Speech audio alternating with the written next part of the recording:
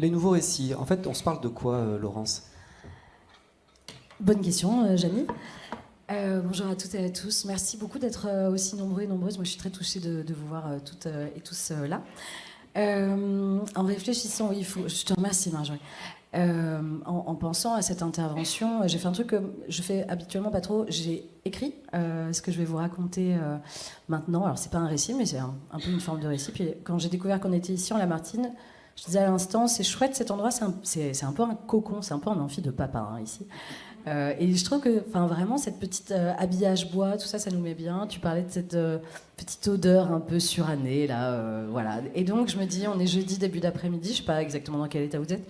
Moi je pète le feu parce que j'ai été super sage hier soir pour être avec vous pleinement aujourd'hui. Et donc je vous propose, voilà, moi je vous propose une lecture en fait. Donc installez-vous bien, confortablement. On va embarquer pendant quelques minutes ensemble sur ce sujet des nouveaux récits, nouveaux entre parenthèses, parce qu'on va le voir ensemble. Les récits, c'est une vieille histoire. Alors oui, changer la communication touristique, c'est changer nos imaginaires. Marjorie illustrait à l'instant l'imaginaire collectif il y a 20 ans. On voit bien à quel point cela a changé. Ces imaginaires, ils sont matérialisés sous forme de récits. Un récit, ça peut prendre plusieurs formes. Ça peut être une narration écrite. Ce qu'on lit dans nos manuels scolaires, ce sont des récits. Ça peut être également une image. Lorsqu'on voit Mitterrand et Helmut Kohl qui se tiennent la main à Verdun, c'est un récit. Ça raconte quelque chose. Ça raconte c'est le récit d'une réconciliation historique. La question qu'on peut se poser, c'est en quoi on a besoin de ces récits? Pourquoi est-ce qu'on en a besoin?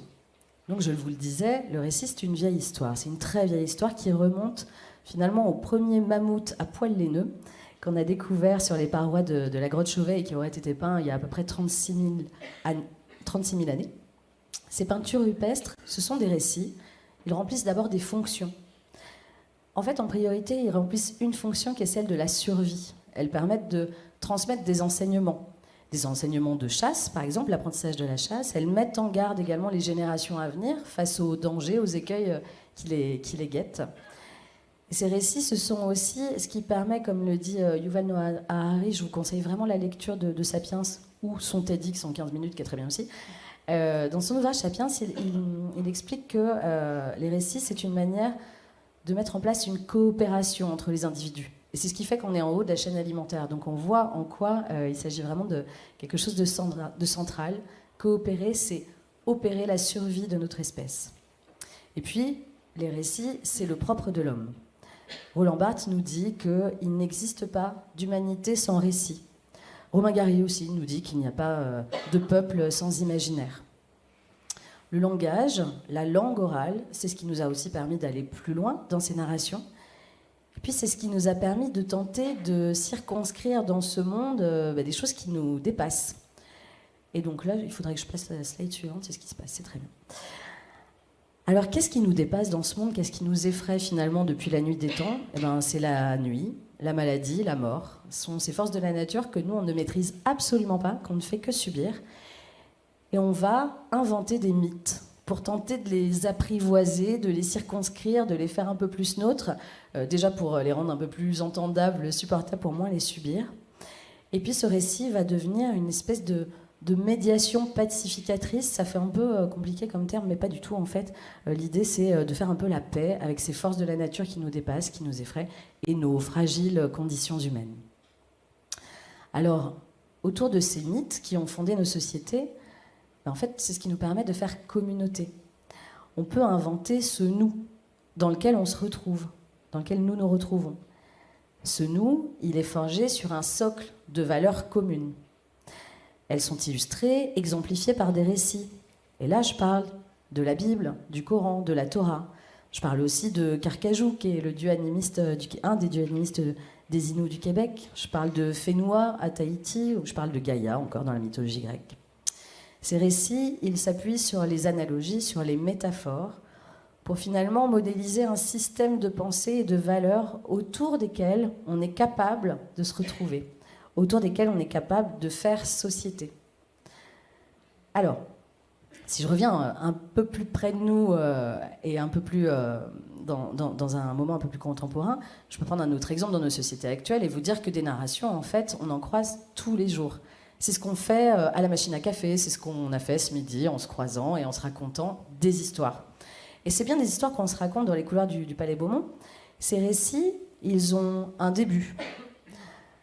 On a pris l'avion, c'était une vraie galère à l'aéroport, mais finalement on a trouvé notre hôtel. Cette micro-narration, elle a un milieu. On a visité la Crète. Bon, franchement, Héraclion, c'est pas terrible. Et puis bon, en plus, je me suis fait un claquage au mollet à la piscine le dernier jour, c'était l'enfer. Et puis il y a une fin. Puis bon, une semaine, c'est trop court. On est rentré, mais bon, ok, on était ressourcés, mais on aurait bien prolongé quand même. Fin de l'histoire. Micro-narration. Qu'est-ce qu'elle m'apprend, cette courte nouvelle de cette amie que j'ai croisée il n'y a pas si longtemps? Elle m'apprend énormément de choses sur notre compatibilité sociale à lui et à moi. Elle m'apprend que, il prend encore l'avion, lui, pour aller 4 jours en Crète. Ok, pas très écolo. 2, elle m'apprend, on a fait Héraclion. Attends, elle dit, on a fait Héraclion, c'est complètement postcolonial, ça, comme façon de... Bizarre. 3, ça m'apprend qu'il est parti qu'une semaine, et que finalement, il aurait pu partir peut-être plus longtemps, mais moins loin, et que peut-être ça aurait été plus respectueux à la fois de son rythme à lui, biologique, mais aussi du rythme de notre planète, dont on sait que c'est assez problématique. On voit bien, voilà, comment le récit est une huile qui nous permet à la fois de construire le nous, mais qui va aussi pouvoir construire le eux. À la fois, le récit, c'est ce qui nous permet de faire inclusion, mais c'est aussi ce qui nous permet de faire exclusion. Il ne faut pas l'oublier. Alors, à une échelle beaucoup plus vaste, on voit comment les récits ont un impact sur nos comportements, et la manière dont nous faisons société, notamment au travers de nos modes de consommation, et c'est là qu'on en revient un peu plus près de nous. Les modes de consommation, tu parlais tout à l'heure des récits dominants, Sébastien, ils sont complètement infusés par ces récits. On a ici 2 exemples de la force de frappe des récits. L'un au travers du soft power américain, où le cinéma a été vraiment une arme de propagande pour propager le American Way of Life partout sur la planète. Et puis un autre exemple, qui est là un exemple publicitaire, et qui montre comment grâce au storytelling, ce mot il est bien ancré, là ça y est maintenant dans le tourisme, on dit tous qu'on va faire du storytelling de territoire, etc. Le storytelling c'est un très bel outil, mais c'est aussi une manière d'imposer des marques de façon hégémonique. D'ailleurs, ces gens sont vraiment d'absolu génie, parce que quand on regarde la concurrence entre Pepsi et Coca, en fait, ils ont fait un storytelling du storytelling, c'est-à-dire qu'ils ont fait une espèce de mise en abîme, et en plus, rien ne marche mieux que le récit d'un conflit, finalement, si vous voulez. Enfin, regardez les séries sur Netflix, c'est ça qui fonctionne. Donc, c'est vraiment pour le coup, c'est vraiment des génies. Je parle des séries Netflix, je pourrais aussi parler de Roméo et Juliette, qui est un mythe qui fonctionne sur un conflit et qui a traversé les âges, qui est devenu un mythe. Alors, un mot rapide sur le contexte dans lequel ces récits agissent. Un monde qui va toujours plus vite, en fait. Et petit clin d'œil à toi, Sébastien, qui a partagé récemment sur LinkedIn un article l'autrice de cet article se compare et nous compare à un hamster qui court comme ça dans sa cage inlassablement. Et en effet, nous courons toutes et tous après un énième shoot de dopamine provoqué par une notification, un rappel, un bip de n'importe quel acabit, finalement, qu'importe le grain, tant qu'il est à l'ivresse. En 2023, ce sont 500 millions de stories postées par jour, chaque jour sur Instagram. Ce sont 720 000 heures déposées chaque jour sur YouTube. 720 000 heures de vidéos.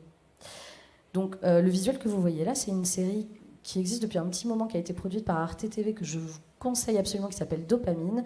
C'est une très courte série qui est d'une efficacité redoutable pour comprendre ces enjeux. Donc aujourd'hui, qu'est-ce qui se passe? On est en panne d'attention. Notre attention, elle est complètement sursaturée, et donc l'allocation de notre attention, elle a pris une valeur qui est considérable. On se rappelle le temps de cerveau disponible, ça n'a jamais été aussi vrai. Et d'ailleurs, on peut noter que les Anglais disent to pay attention. Ils allouent une valeur monétaire, en tout cas monétisable, à notre attention. Voilà, donc c'est un point de vigilance important que je voulais pointer. Puis maintenant, je voudrais conclure sur ce qu'on a vu plus tôt, ce qui démontre que les récits ont un réel pouvoir transformatif, en ce qu'il matérialise des imaginaires. C'est un mot qu'on commence à entendre là, imaginaire, et moi j'en suis vraiment ravie. Et du coup, je suis très contente d'être à tes côtés, Marjorie, parce que moi, j'ai participé à une fresque des nouveaux récits récemment, et je vous enjoins vraiment à vous rapprocher de Marjorie pour savoir comment ça se passe et comment, enfin, pratiquer des fresques de toute façon. Mais vraiment, celle-ci, elle est très intéressante. Et on voit à quel point ces imaginaires, il convient aujourd'hui, et c'est même plus que nécessaire, plus qu'urgent de les renouveler. Et j'ai envie de dire, pardon, notre maison brûle et on continue à avoir des publicités pour des vols low cost en direction de capitales européennes, etc. Donc, non contente d'avoir cité Chirac, je terminerai sur le fait qu'il est donc, je crois, de notre responsabilité commune de montrer qu'il existe d'autres imaginaires disponibles, de montrer qu'ils sont désirables et qui peuvent permettre d'avancer vers un futur à tout le moins souhaitable.